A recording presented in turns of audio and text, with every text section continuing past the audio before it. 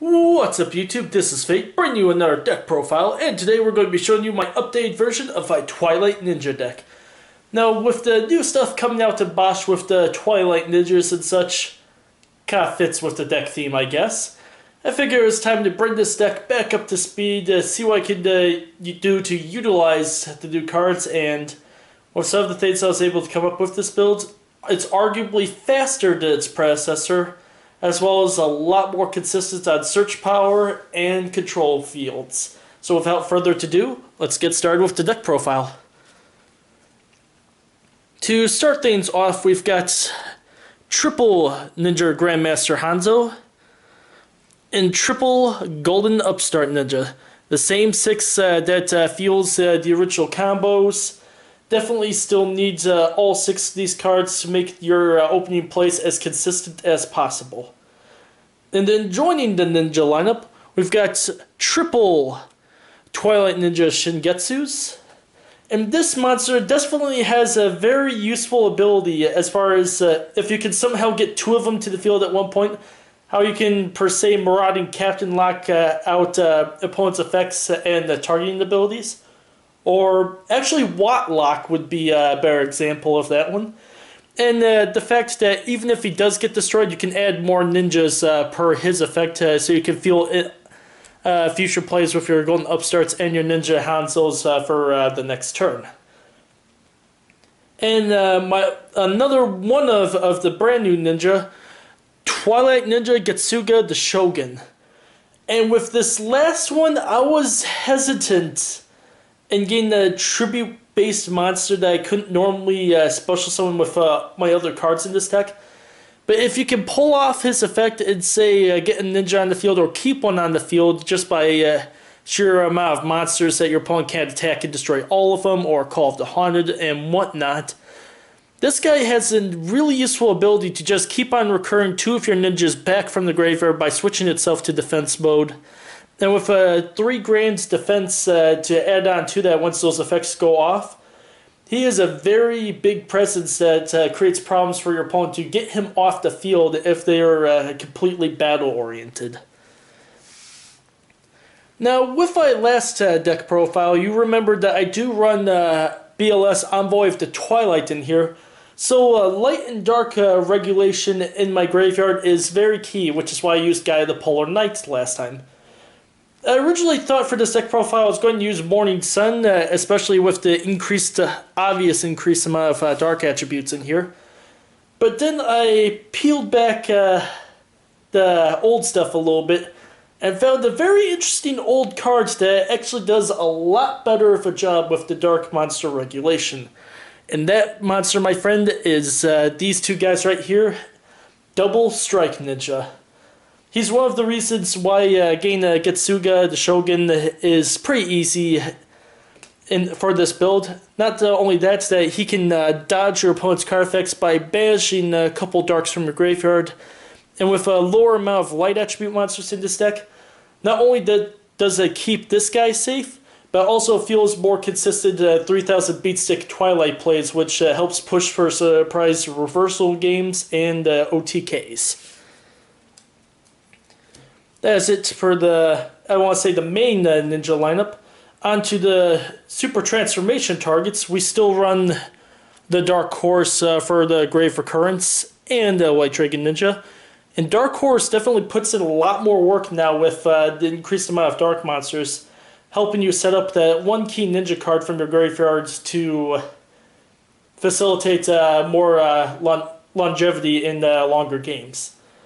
And just to make sure we cover the complete spectrum on what the super transformation can do to your opponent, I still run the double Alexandrite Dragon, not just for the 2000 beat stick and the light attribute, but the fact that as long as he's on the field, all you need is him in the deck, ninja on the field.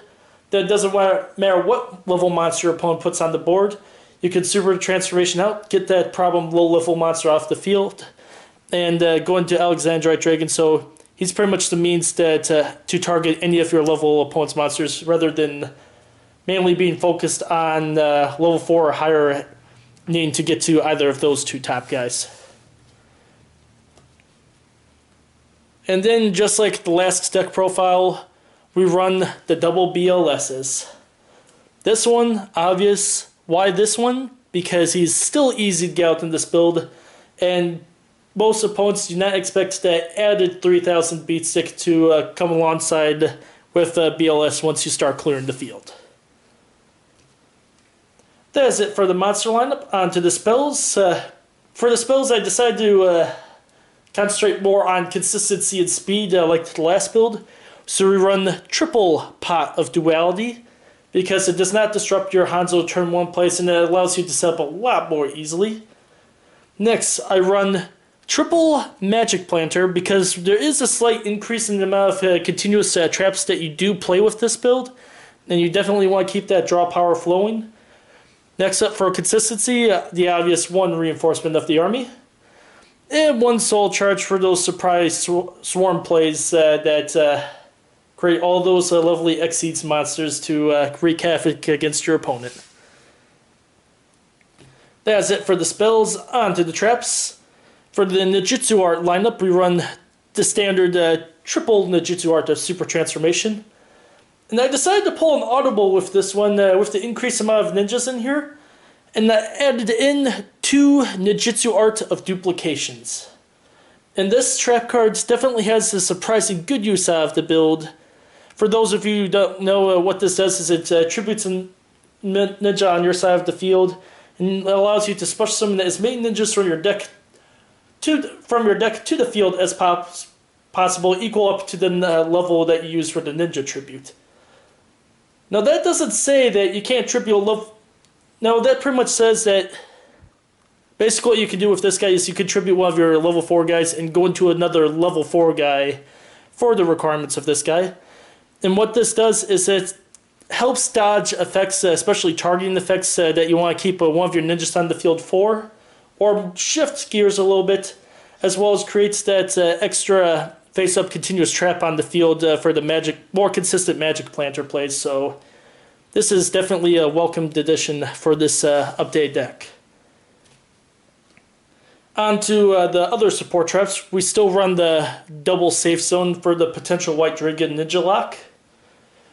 Double Fiendish Chains, because who likes monster effects in the game today? Double Call of the Haunted for those surprise plus plays with your special summoned Hanzos to facilitate those searches from your deck. And then to round out the traps, we still run the trio of Bottomless, Solemn Warning, and Vanity's Emptiness.